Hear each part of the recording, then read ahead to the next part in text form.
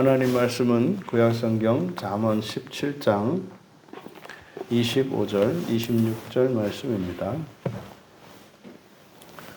함께 읽겠습니다. 미련한 아들은 그 아비의 근심이 되고 그 어미의 고통이 되느니라.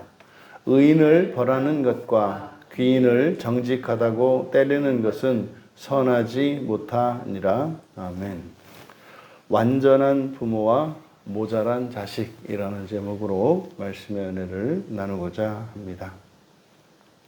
이 본문에서는 이제 아들과 이제 부모의 관계에 대해서 그 아들의 미련함이 아버지와 어머니에게 있어서 이렇게 근심이 되고 또 고통이 된다라고 해서 이제 자녀와 부모 사이에 일어나는 일을 이야기하고 있습니다. 이것을 이제 세상을 창조하시고 우리의 영적인 아버지가 되시는 하나님과 우리의 관계로 또 비추어서 우리가 그 의미를 파악할 수 있겠습니다.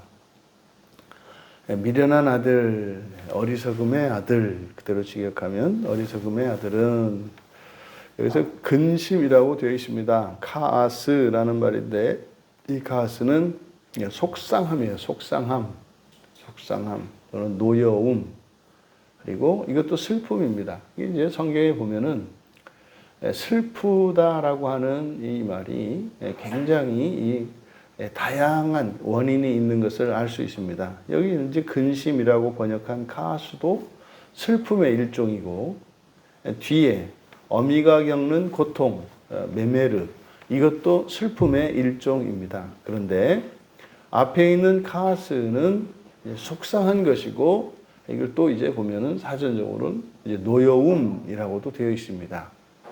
그리고 뒤에 있는 그 어미의 고통, 이때 고통은 비통함, 슬픔, 애처로움, 이런 의미를 나타냅니다. 그래서 어리석음의 아들은 아비에게는 근심이 되고 어미에게는 고통이 된다. 그래서 이제 어미라고 이제 번역이 되어 있습니다만 동사 얄라드의 분사형을 쓰고 있어요. 그래서 낳은 자, 낳은이에게 비통합니다. 사람에게도 자식의 이 어리석음은 속상하고 비통한 일이지 않습니까? 답답한 일이고 그렇죠. 그래서 부모에게 있어서 자녀의 어리석음은 반드시 극복되어야 합니다. 그래서 우리나라가 굉장히 그 교육열이 이렇게 뜨거운 것은 바로 자녀들의 그 자녀들이 어리석음으로부터 벗어나게 하고자 함인 거죠. 근데 그 어리석음이라고 하는 것이 너무 이제 기능적인 측면에 이제 매여 있기 때문에 문제인 거죠. 그럼 여러분, 하나님 아버지는 우리들, 하나님의 자녀가 된 이 사람들에 대해서는 어떠하실까요? 사람 부모는 자녀들의 그 어리석은 자녀의 어리석음을 이제 극복하기 위해서 뭐 이제 교육이라는 방식으로 우리가 대처를 합니다. 근데 그게 그렇게 한다고 또 되는 게 아니죠. 사실은 사람이 가지고 있는 능력이라고 하는 것이 기껏해야 자기의 의견을 제시하고 또 자기의 의견을 받아들일 때 사실은 그 뒷바라지를 할 수 있는 정도이거든요. 그러니까 자녀들이 가지고 있는 역량과 또 부모들이 처해 있는 그런 환경, 이런 환경적인 요소들, 이것들이 다 제한적이고 상대적입니다. 그리고 아무리 자녀의 그 어리석음을 극복하기를 원하고 도와준다 할지라도 사실은 그 자녀도 또 자녀 나름이고 또 자녀가 그렇게 되기를 또 다 원하는 것도 아니거든요. 그런데 문제는 하나님 아버지와 우리의 관계입니다. 그러면 여기서 사람 부모는 이렇게 불완전하고 여전히 부모조차도 뭐 어리석을 수 있습니다. 그런데 우리의 하나님 아버지는 완전한 부모님이시죠. 우리가 보통 하나님을 아버지라고 부릅니다만 그 아버지라고 하는 말 속에는 아버지, 어머니, 부모의 개념이 다 들어있는 것이다. 그러면 하나님 아버지는 완전한 부모님이세요. 완전한 아버지이세요. 그에 반하면 우리들은 정말 뭐 미련한 정도가 아니라 소망이 없는 자녀들이죠. 그러니까 여기서 이 어리석음의 문제가 반드시 하나님에 의해 해결될 것임을 우리는 믿음의 눈으로 볼 수 있습니다. 근데 누구 때문에요? 우리 때문이 아니라 하나님 자신 때문에. 왜요? 우리를 하나님 자녀 삼으셨기 때문에 우리의 미련함이 있는 한, 우리의 미련함, 우리의 어리석음, 캐실이기 때문에 이 어리석음이 있는 한 하나님에게서 근심과 고통이 떠나지를 않아요. 그러면 완전한 하나님에게 근심과 고통이라는 게 가당키나 합니까? 그러면은 어찌 될지는 모르겠습니다만 그 끝에 있어서는 반드시 극복이 될 것이다라고 하는 역설적인 진리를 우리가 발견할 수 있습니다. 그러면 사람이 완전하게 되는 것, 그것이 부활인데 그 부활이라고 하는 것은 누구로 말미암는 거예요? 완전하신 하나님의 완전하심으로 말미암는 겁니다. 그러면 의인을 벌하는 것과 귀인을 정직하다고 때리는 것은 선하지 못하다. 이것을 이제 25절과 연결지어서 이제 본문을 살펴본 것인데 여기에 맨 앞에 우리말 성경에 생략된 것이 있습니다. 감이라고 하는 말인데 더구나, 또한 이런 뜻이에요. 더구나. 그래서 26절은 25절과 연결되어 있습니다. 그러니까 25절에서는 어리석음의 아들로 인해서 그 부모가 근심하고 고통을 겪게 된다. 근데 더구나 이렇게 되기 때문에 26절에 이 의인과 귀인이라고 하는 이것은 25절과 관련되어 있습니다. 그러니까 여기서 의인과 귀인이 누굴까? 이것은 앞에 있는 우리말 성경대로라면 미련한 아들을 나타내는 거예요. 이게 더구나 의로운 자, 의로운 자죠. 의로운 자를 벌하는 것은 벌하는 것과 귀인을 정직하다고 때리는 것은 그러니까 선하지 못하다. 먼저 의인을 벌하는 것은 선하지 않다. 여기서 의로운 자는 바로 뭡니까? 앞에 있는 어리석음의 아들, 미련한 아들이거든요. 근데 여러분, 미련한 아들이 의로운 자가 될 수 있습니까? 말이 안 된단 말이에요. 의롭다. 이 의라고 하는 개념은 어떤 개념이다? 완전하다는 뜻이에요. 완전성을 나타내는 말이거든요. 의는 그러면 어리석음의 아들이기 때문에 어리석은 아들이 의롭지 않죠. 이것이 극복되어야 의롭죠. 그러니까 여기서 의로운 자라고 하는 것은 바로 오늘날 그리스도인을 의롭다고 이야기할 때 우리가 존재론적으로 완전한 것을 나타내지 않죠. 그래서 우리는 의롭다, 일컬음을 받는다. 그래서 칭의라고 이야기를 합니다. 그러니까 우리가 부활하기 이전의 사람의 상태는 의롭다, 간주돼요. 의롭다고 간주가 돼요. 왜요? 앞으로 의롭게 될 것이기 때문에. 그러니까 미래의 의로움이 현재에 들어와서 우리를 의롭다라고 하는 것이죠. 그러니까 우리는 과거, 현재, 미래가 서로 분리되어 있습니다만 하나님께 있어서 그리고 종말에 있어서는 과거, 현재, 미래가 일치를 해요. 그러면 그때는요, 그 미래의, 종말이라고 하는 미래의 시점의 현재가 그 이전의 과거와 미래 전체를 통합을 한다고요. 그러니까 지금 현재 속에서는 미래의 의로움이기 때문에 현재에는 의롭지 않아요. 근데 종말론적으로 보면 그때 의롭게 되면 과거도 의롭게 되는 것이기 때문에 우리를 의롭다고 하는 것이다. 그러니까 26절에서 의롭다고 하는 의로운 자를 벌하는 것은 선하지 못하다. 그러니까 이 의로운 자는 뭐겠습니까? 아니, 하나님이 의롭게 할 자예요. 근데 아직 현재는 의롭지 않아요. 그래서 현재에 의롭지 않다고 아는 그런 것 때문에 벌하는 것은 선하지 않다는 거예요. 그것도 마치 뭡니까? 자라고 있는 아이가 어린 아이라고 벌을 주는 것과 같은 거죠. 어린아이는 우리가 기다려주지 않습니까? 아니, 동물의 세계에서도, 동물의 세계에서도 새끼들은 절대적인 보호 속에서 살아가거든요. 그러니까 어린 새끼를 이런 다 큰 짐승들과 똑같이 해서 그 약육강식의 논리로 해서 그 애미들이 그 그 새끼를 뭐 죽이거나 이러지 않는단 말이에요. 그러니까 사람이 죄인인 그것 때문에 하나님이 벌하신다면 그것은 선하지 않다라고 이야기를 하는 거예요. 그러니까 이거는 지금 앞에 25절과 연결지었을 때 반드시 극복되어야 하는 이 사람의 어리석음이라고 하는 그것은 완성되기, 완전히 지혜롭고 총명하고 슬기롭게 되기까지의 중간 과정이기 때문에 그것으로 심판하시고 벌 주시는 하나님이시라면 그 하나님의 하시는 그 행동은 선하지 않다라고 이야기를 하는 겁니다. 또 귀인이라고 이제 번역이 되어 있는데 이것은 적절한 번역이 아니에요.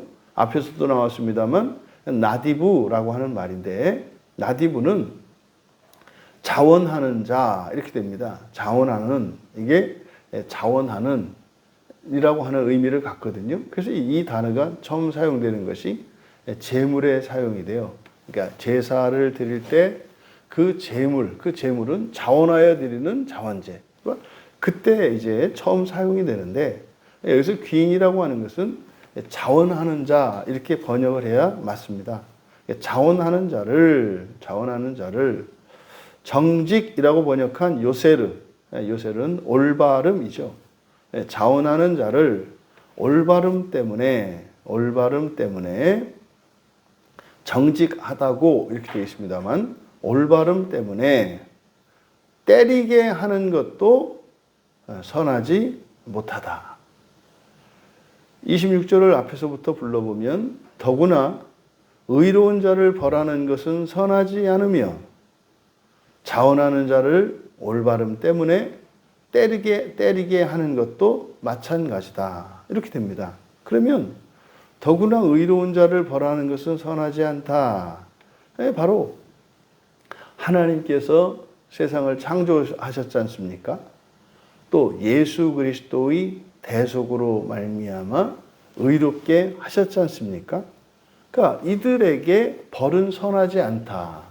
예수님이 십자가에서 모든 인류의 죄를 대속하심으로써 받아야 할 벌은 더 이상 없습니다. 그러니까 그 어떤 사람도 자신의 죄로 인해서 받아야 할 벌은 없어요. 이것이 이제 신학적으로 계속 논란이 되는 주제예요. 예수님이 십자가에서 죽으신 그 사건이 일반 사람들 모두에게 보편적으로 적용이 되느냐? 또 한편으로는 예수를 믿는 사람에게만 적용이 되느냐? 이것이 이제 끊임없는 논쟁입니다. 여러분, 사실은 이제 성경 곳곳에 보면 예수를 그의 이름을 부르고 예수를 믿는 자들에게라고 하는 이런 단서 조항이 붙는 구절들이 있는가 하면 그리스도의 십자가 사건은 전적인 하나님의 은혜로 이루어진 대속 사건, 세상을 위한 것임을 또한 성경에서도 말씀을 합니다. 그러니까 이 두 가지 구절이 다 근거 구절들이 성경에 있단 말이에요. 그러면은요, 그런 때 우리는요, 양자택일을 하려고 해서는 안 됩니다. 양자택일을 하게 되면은 이것은 반목이 일어나게 됩니다. 그래서요, 둘 다 받으면 돼요. 그러면 그 의미가 무엇인지를 설명하면 되는 거죠. 근데 이게 지금 기독교 역사 속에서 이 두 가지 문제가 끊임없이 대립하고 갈등하고 심지어는 서로를 이렇게 잘못된 것으로, 심지어는 사탄의 자식으로 저주하는 일들이 일어난단 말이에요. 왜 그렇다고요? 영지주의의 영향이라고요. 이런 이분법적 사고가 기독교 안에 뿌리 깊이 박혀 있어서 하나님의 말씀이 때로는 모순적일 때가 있다 이 말이에요. 그런데 그것을 그저 어느 한편에 서서 그냥 아주 우직스럽게 그냥 밀고 나가는 것이 그동안 기독교의 교리사의 역사에, 교리사의 현실이에요. 그러니까 너무나 안타깝죠. 요즘 들어서 신정통주의자들, 뭐 대표적인 게 칼바르트라고 하는 신학자가 너무나 유명한데, 그 신정통주의로 분류되는 그 신학자들 생각이 이제 많이 나요. 그 이유는 뭐냐면, 성경은 하나님의 계시를 담은 무오한 오류가 없는 말씀이 아니라 이거는 그저 사람들이 여기저기 고대로부터 이렇게 구전되던 이런 것들을 문서로 만들어진 것을 그냥 짜집기 한 거다. 그래서 문학이다. 성경은 문학이다. 지금 우리나라의 신학계의 대세입니다. 우리나라의 신학계의 대세예요. 그래서 성경에 있는 내용들을 믿는 것은 참 무지하고 비이성적인 행위인 것으로 간주하는 일들이 많아요.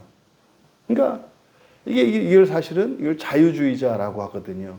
자유주의자라고 하는 이 말의 핵심은 성경을 완전한 하나님의 말씀이라고 믿지 않고 그저 세상에 있는 많은 책 중에 한 책, 사람에 의해서 쓰여진 그런 책이라고 믿는 것, 이게 자유주의라는 말의 핵심이고 요약입니다.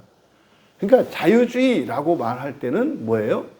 성경을 완전한 하나님의 말씀이라고 믿지 않는 사람들을 일컫는 말이에요. 그럼 이런 의미로 볼 때 오늘날 너무나 많은 신학자들과 목회자들, 교인들이야 오죽하겠습니까? 거의 자유주의자죠. 거의. 그래서 이거에 대해서 사실은 이제 반작용으로 나온 말이 복음주의라는 말이에요. 복음주의. 그러니까 복음주의라는 말은 복음이 최고다 이것이 아니라 성경이 완전한 복음이다 라고 하는 것이 복음주의의 핵심입니다. 그러면 그때 이 자유주의자들이 성경을 막 공격을 했어요. 성경을. 이게 무슨 하나님 말씀이냐. 이게 말하다 보면 자기가 말도 헷갈리고 한 말 엉뚱하게 틀리게 말하고 이러는데, 아니 그 하나님이 이런 책을 썼으면 그 하나님 알조다. 이거는 내가 봐도 나보다도 못한 그 하나님이 하나님이냐. 이렇게 이야기를 했었거든요. 자유주의자들이. 그때 그런 자유주의자들에 대해서 성경을 지켜낸 사람들을 신정통주의자라고 해요. 이 신정통주의자들이 바로 성경을 폄훼하고 이렇게 비하하는 사람들에 대해서 그들의 질문에 반박을 합니다. 이것은 이렇다. 그러니까 이성적으로 반박을 하는 거예요. 그러다 보니까 거기에는 이제 잘못과 오류들이 생기죠. 왜요? 성경에 있는 모든 말씀이 이성적으로 다 대답할 수 있는 것은 아니거든요. 이성적으로 대답할 수 있는 게 있고, 성경에는 이성을 뛰어넘는 초이성, 신비에 해당하는 영역이 있거든요. 그러니까 그 성경을 변증하고 성경을 지키려고 하다 보니까 이제 넘지 말아야 되는 그 경계를, 신비의 영역을 이렇게 이성의 영역으로 만들어버리는 이런 실수가 있었어요. 근데 그 실수를 가지고 그 사람들을 평가해서는 안 되죠. 왜요? 그때 그 시대의 싸움은 성경에 대한 싸움이었기 때문에 그것을 지켜낸 그런 수고와 공로가 분명히 있어요. 그럼 여러분 거슬러 올라가면 종교개혁자들은 어떻습니까? 종교개혁자들의 모든 말은 다 옳고 로마 캐톨릭은 다 다릅니까? 틀립니까? 그렇지 않잖아요. 그러니까 신정통주의라고 하는 이 사조, 우리 같은 이 개혁주의 진영에서는 이 신정통주의를 아주 그냥 하찮게 보죠. 그러면 그때 당시에 개혁주의자들이 성경을 인문주의자들이 성경을 막 공격할 때 개혁주의는 그들에게 무슨 답을 줬는가예요. 답을 못해서 그냥 벙어리가 됐었거든요. 그리고 이제 하는 게 뭐예요? 니들이 믿거나 말거나 니들은 믿음이 없어서 그래.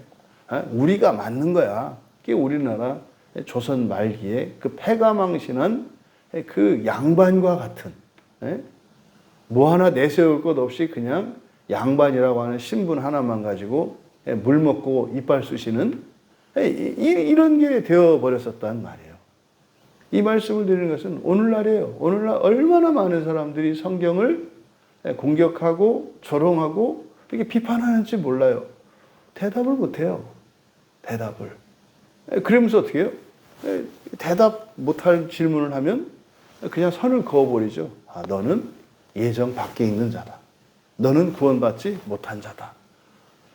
그러니까 이게 지금 역사가 정말 이렇게 무한궤도를 도는 것처럼 반복하고 있구나. 그러니까 성경 말씀을 통해서 성경 말씀을 믿음으로 받아들였을 때 그 믿음이 우리의 지성을 새롭게 하고 우리의 전인격을 새롭게 하고 그래서 하나님 나라를 향하여 이 계시의 진전이 일어나야 하는데 항상 역사 속에서는 하나님의 말씀을 되돌이표 찍어서 무한순환하게 하려고 하는 그런 저항과 힘이 있어요.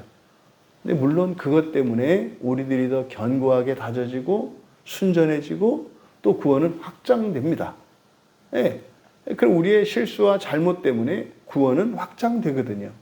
하지만 그것은 하나님의 섭리 안에서 그런 것이고 우리 입장에서는 그것을 안타까워할 수밖에 없죠.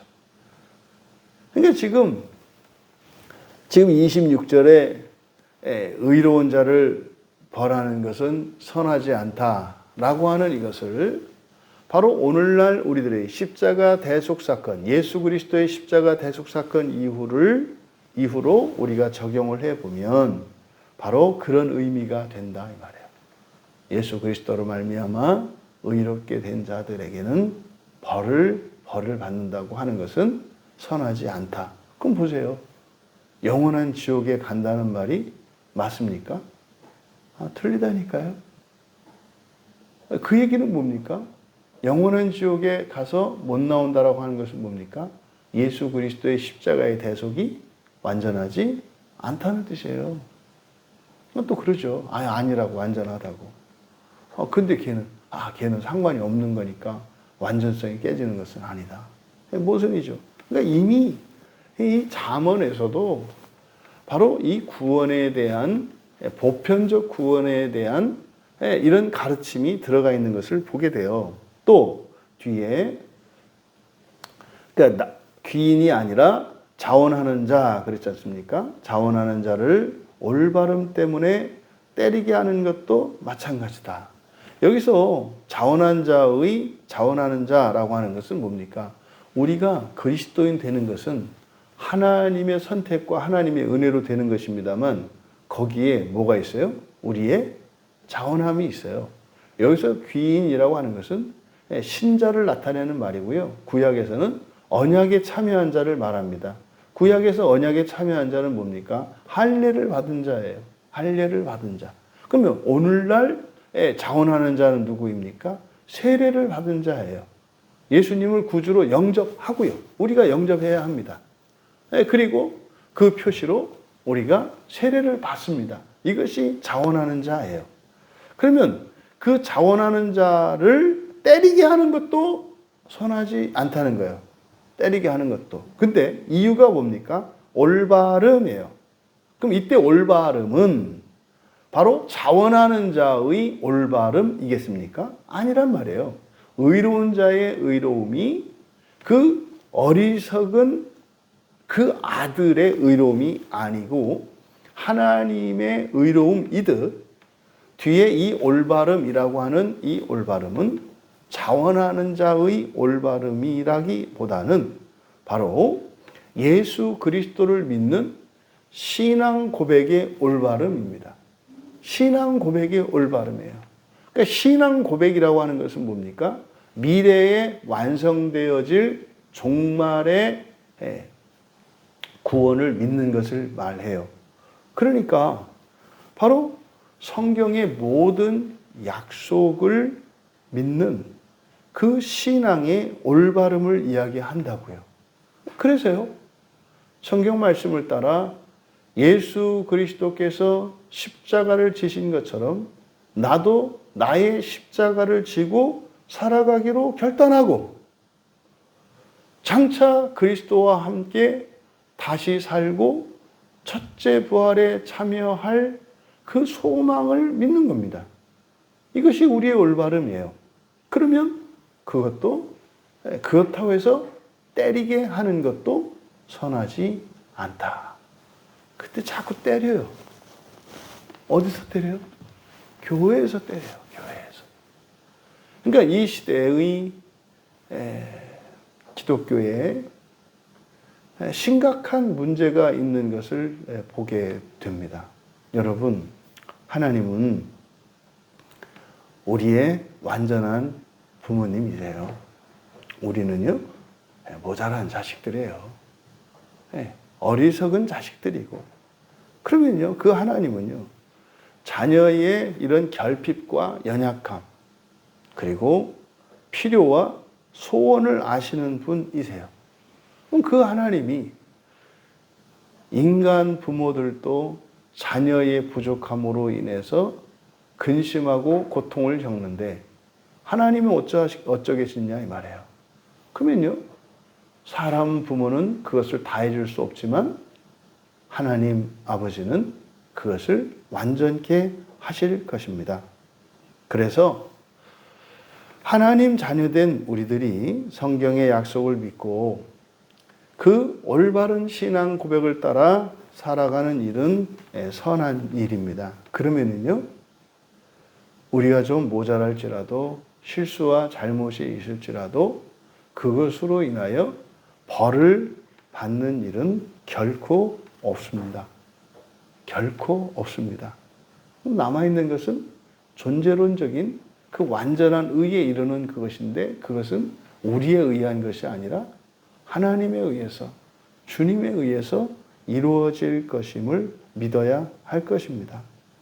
누구든지 예수 그리스도를 구주로 영접하고 자원하여 나오는 자라면, 그리고 성경 말씀을 믿고 순종하며 살아간다면 현재의 어떤 결핍과 부족함에도 불구하고 완전한 지혜롭고 슬기로우며 총명한 하나님의 자녀가 될 것이며 되어 갈 것임을 믿으며 살아가는 우리 모두가 되시기를 주님의 이름으로 축원합니다. 존귀하신 하나님, 저희들이 이 세상을 살아가며 자신 있고 담대하며 당당할 수 있는 것은 우리의 아버지가 완전한 분이시며 선한 분이시며 전능한 분이시기 때문입니다.